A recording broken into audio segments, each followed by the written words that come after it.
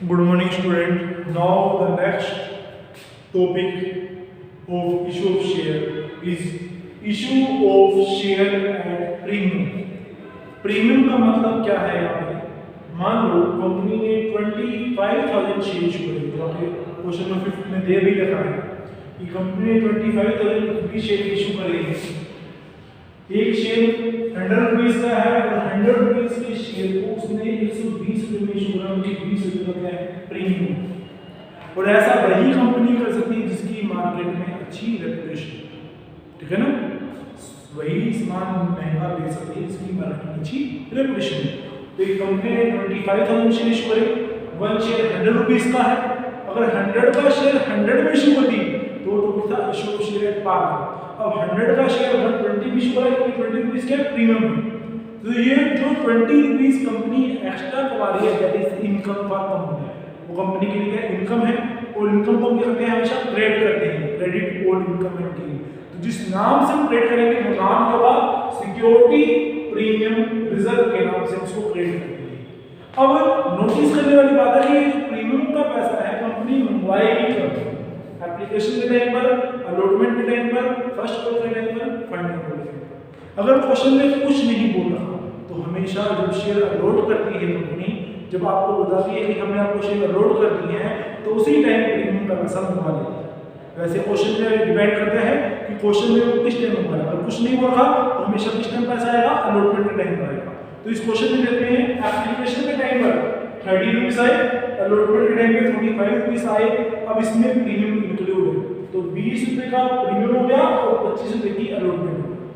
25 rupees की allotment और 20 का प्रीमियम, क्योंकि 45 में से 20 का प्रीमियम है तो रिमेनिंग कितने है 25, तो 25 की अलॉटमेंट।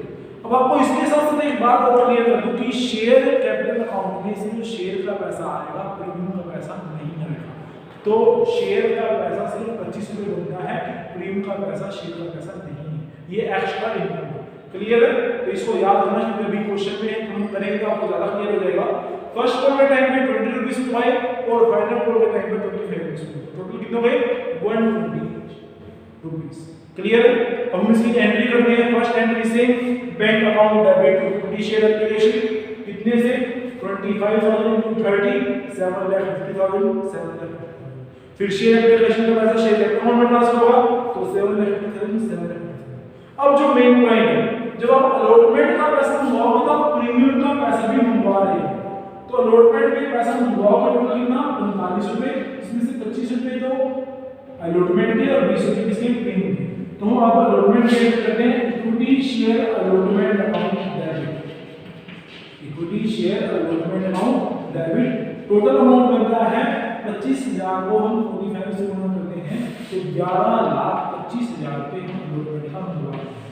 जिसमें से इक्विटी शेयर अलॉटमेंट का पैसा जो शेयर कैपिटल अकाउंट में जाएगा वो कितना जाएगा, सिर्फ 25 रुपए। मैंने कहा था अभी कि शेयर अलॉटमेंट का पैसा शेयर कैपिटल अकाउंट जाएगा तो शेयर अलॉटमेंट का एक्चुअल पैसा बनता है 25 रुपए। 20 रुपीस तो पीएम के, मैंने कहा कि पीएम का पैसा अलग है, शेयर कैपिटल अकाउंट में सिर्फ शेयर का पैसा आता है।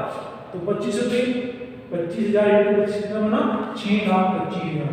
तो बाकी के जो पैसे हैं कितने रुपए 25,000 into 20 5 लाख रुपए जो प्रीमियम का है तो हमारे लिए क्या इनकम है, इनकम को हम ट्रेड करेंगे।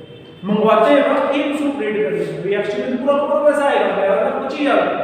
तो जब मंगवाने की एंट्री करेंगे तो 25,000 को 20 से गुणा करेंगे जो प्रीमियम का पैसा बनता है वो हमारे लिए इनकम है। तो इनकम को हमने ट्रेड कर दिया किस नाम से, सिक्योरिटी प्रीमियम रिजर्व अकाउंट के नाम से। कितने रुपए 5 लाख। इस पॉइंट पर ध्यान समझ लो कि अलॉटमेंट का जो पैसा बनवाया है उसी के टाइम पर प्रीमियम का पैसा आएगा, अगर क्वेश्चन में कुछ और हिंट नहीं दे रहा, ठीक है ना। अगर साफ शब्दों में लिखा कि प्रीमियम का पैसा अलॉटमेंट टाइम में है तो भी अलॉटमेंट टाइम में आएगा, अगर किसी और के साथ आए तो उसके साथ आएगा। पर एंट्री कैसे करेंगे, अलॉटमेंट का 45 रुपए बनता है, इसमें 20 रुपए प्रीमियम और 25 रुपए की अलॉटमेंट। तो आपको मैं पहले भी क्लियर कर चुका हूं कि शेयर का पैसा शेयर कैपिटल अकाउंट में आता है। तो यहाँ पे अलॉटमेंट का जो पैसा बनता है वो 25 रुपए बनता है, 20 रुपए प्रीमियम, तो 25 रुपए कैपिटल अकाउंट जाएगा, प्रीमियम का पैसा कैपिटल अकाउंट में नहीं जाएगा, वो हमारी एक्स्ट्रा इनकम है। इसीलिए अलॉटमेंट का टोटल पैसा 45 रुपए था तो 25,000 को 45 से गुणा कर देते हैं 11,25,000। सिर्फ शेयर कैपिटल अकाउंट में कितना पैसा था पूरा 25,000 into 25, सिर्फ शेयर का पैसा जो 2500 रुपये का था वो हमने शेयर अकाउंट में ट्रांसफर करा और बाकी जो प्रीमियम का पैसा था वो हमने प्रीमियम अकाउंट में ट्रांसफर किया। अब जब आएगा पैसा तो पूरे 11 लाख खर्च हो जाता है। बैंक टू की शेयर अलॉटमेंट 11,25,000 ऐसे ही सेम फर्स्ट वन की एंट्री तो आप पहले भी कर चुके हो, ऐसे ही बैंक करेंगे उस एंट्री में कोई चीज नहीं है, ठीक है ना। अब यहाँ पे नया पॉइंट है कि कंपनी ने यहाँ पर शेयर को इशू करने पर कुछ खर्चे करे तो खर्चों को डेबिट करते हैं, उसे शेयर इश्यूज से हम डेबिट टू बैंक 40,000 खर्च थे। अब फर्म इस खर्चों को कहां से निकालेंगे? रिजर्व में से, क्योंकि फर्म में यहाँ पे रिजर्व पड़े हैं सिक्योरिटी टू रिजर्व अकाउंट में। पहले भी कहा था पहले रिजर्व पड़े तो हम रिजर्व में से खर्च निकालेंगे, अगर वहां से सारे खर्चे कवर नहीं होते तो प्रॉफिट एंड लॉस अकाउंट से। क्लियर है? तो रिजर्व में 5 लाख रुपए पड़े हैं, खर्चे 40,000 के हैं, तो हम रिजर्व में से पैसा निकालेंगे। रिजर्व हमारी इनकम थी, अगर इस इनकम में से पैसा निकालो तो इनकम क्या हो जाएगी? कम हो जाएगी, तो क्या करते हैं उसको डेबिट कर दो। तो security in reserve account debit to share issue expenses. तो ये हमारा क्वेश्चन था, question number 5 issue of share and premium. अब क्वेश्चन नंबर 6 देख सकते हैं हम। क्वेश्चन नंबर 6 में लिखा हुआ है किरण टेक्सटाइल लिमिटेड ने 50,000 शेयर इशू किए। मैं आपको सिर्फ इस क्वेश्चन की हिंट दूंगा, आपको क्वेश्चन खुद सॉल्व आउट करना है। किरण टेक्सटाइल लिमिटेड ने 50,000 इक्विटी शेयर इशू करे, एक शेयर 10 रुपए, ठीक है ना। किरण टेक्सटाइल लिमिटेड ने 50,000 शेयर इशू करे हैं, वन शेयर 10 रुपीस का है और वो 10 रुपीस का शेयर उन्होंने 4 रुपए प्रीमियम इशू करा है। तो इसकी स्टेटमेंट कैसे करनी है मैं आपको समझा देता हूं कि किरण टेक्सटाइल लिमिटेड ने 50,000 शेयर इशू करे, एक शेयर 10 रुपए का है, 4 रुपए प्रीमियम है, प्रीमियम इशू करा 14 रुपए।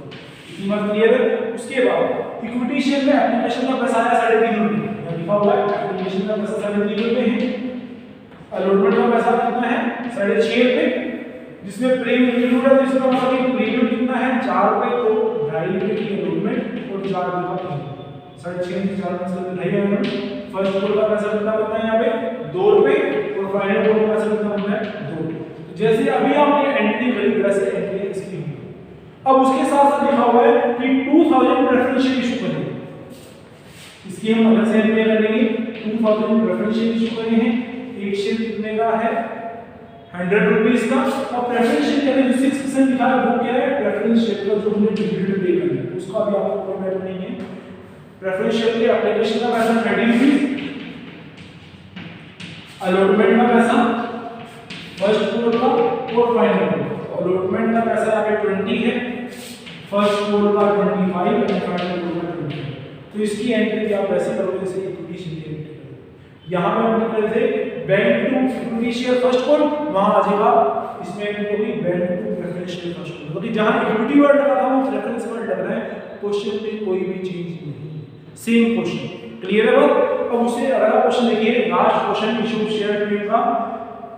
कानपुर लिमिटेड ने 40,000 शेयर इशू करे हैं, वन शेयर 10 रुपीस का है और 1 रुपए का प्रीमियम है, तो मतलब कि 11 रुपए में एक शेयर इशू करा। तो 40,000 शेयर से एक शेयर 10 रुपए का है, 1 रुपए प्रीमियम है, कितने शेयर बन गया 11 का। एप्लीकेशन में कितना पैसा मंगाया, अलॉटमेंट में मंगाया, फर्स्ट फ्लोर में फाइनल में। अब एप्लीकेशन में पैसा कितना हुआ है 2.5 रुपए, अलॉटमेंट में 4.5 रुपए इंक्लूड प्रीमियम 3.5 रुपए की अलॉटमेंट और 1 रुपए का प्रीमियम। फर्स्ट फ्लोर में पैसा हुआ है 2 रुपए और फाइनल फ्लोर में रिमेनिंग दैट इज 2 रुपीस। अब एप्लीकेशन किसी हुई है 37,000। मेन पॉइंट है ये, कंपनी ने 40,000 शेयर इशू करे, एप्लीकेशन 37,000 आई है।